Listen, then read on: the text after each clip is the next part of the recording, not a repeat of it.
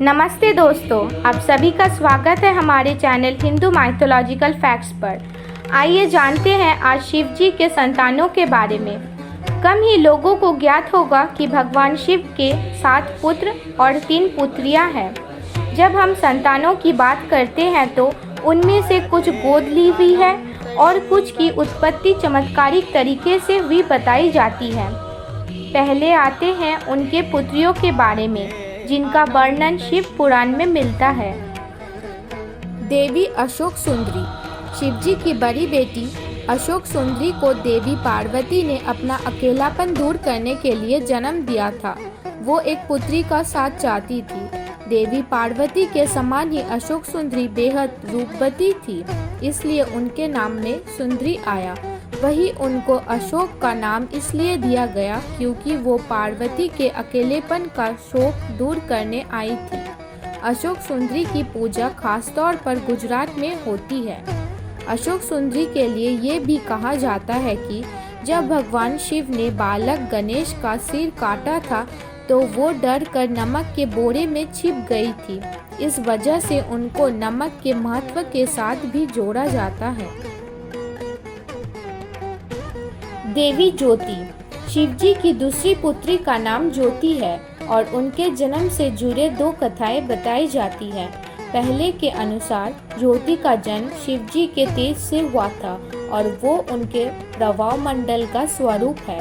दूसरे मान्यता के अनुसार ज्योति का जन्म पार्वती के माथे से निकले तेज से हुआ था।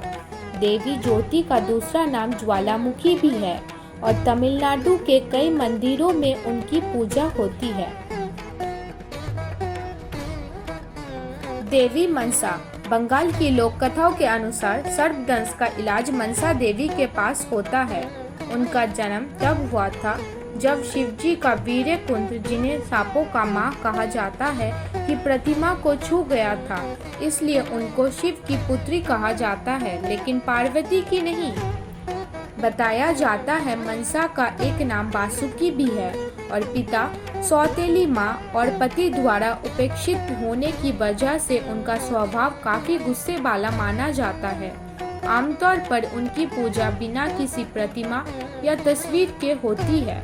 इसकी जगह पर पेड़ की कोई डाल, मिट्टी का घड़ा या फिर मिट्टी का सांप बनाकर पूजा जाता है। बंगाल के कई मंदिरों में उनका विधिवत पूजन किया जाता है। अब आते हैं उनके पुत्रों के विषय में। देव कार्तिकेय। कथाओं के अनुसार सती की मृत्यु के बाद भगवान शिव कठोर तपस्या पर बैठ गए थे। तब तारकासुर नामक राक्षस का अत्याचार बढ़ गया था। तारकासुर से परेशान सभी देवता ब्रह्मा जी के पास गए। तब उन्होंने बताया कि भगवान शिव और पार्वती का पुत्र तारक का अंत करेगा। इसके बाद पार्वती का विवाह हुआ और इस प्रकार कार्तिकेय का जन्म होता है और राक्षस का अंत। देव गणेश। कथा के अनुसार एक बार माता पार्वती स्नान करने जा रही थी। उन्होंने देखा कि पहरे पर कोई नहीं है। तब उन्होंने अपने शरीर के मैल और उबटन से अपने पुत्र का निर्माण किया और पहरे पर रख दिया। कुछ देर बाद भगवान शिव आए और बालक ने उन्हें जाने से रोक दिया। क्रोधवश भगवान शिव ने बालक का गला काट दिया। फिर उसके बाद हाथी के बच्चे का सिर गणेश जी को लगाया। देव शुकेश। शिवजी का तीसरा पुत्र शुकेश था। पुराणों के अनुसार राक्षस राजहेती ने भया नामक कन्या से विवाह किया था। इन दोनों से विदुक्तेश नामक एक पुत्र का जन्म हुआ। विदुक्तेश का विवाह संध्या की पुत्री सालकंठकटा से हुआ। सालकंठकटा व्यभिचारिणी थी। इस वजह से जब उसका पुत्र जन्मा तो उसे लावारिस छोड़ दिया गया। भगवान शिव और माता पार्वती ने उस बच्चे को देखा और उसे सुरक्षा प्रदान की और अपने पुत्र बना लिया। जलंधर। शिवजी का एक चौथा पुत्र था जिसका नाम था जलंधर। पुराण के अनुसार एक बार भगवान शिव ने अपना तेज समुद्र में फेंक दिया, जिससे जलंधर उत्पन्न हुआ। माना जाता है कि जलंधर में अपार शक्ति थी और उसकी शक्ति का कारण थी उसकी पत्नी वृंदा। वृंदा के प्रतिबद्ध धर्म के कारण सभी देवी देवता मिलकर भी जालंधर को पराजित नहीं कर पा रहे थे। जालंधर ने विष्णु को परास्त कर देवी लक्ष्मी को विष्णु से छीन लेने की योजना बनाई। तब विष्णु ने वृंदा का प्रतिबद्ध धर्म खंडित कर दिया।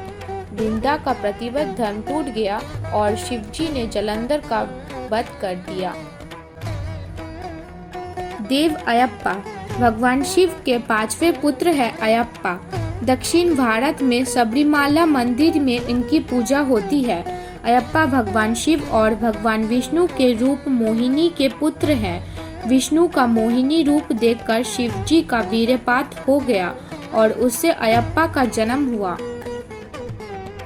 देवभूमा एक समय जब कैलाश पर्वत पर भगवान शिव समाधि में ध्यान लगाने बैठे थे, उस समय उनके ललाट से 3 पसीने की बूंद पृथ्वी पर गिरी।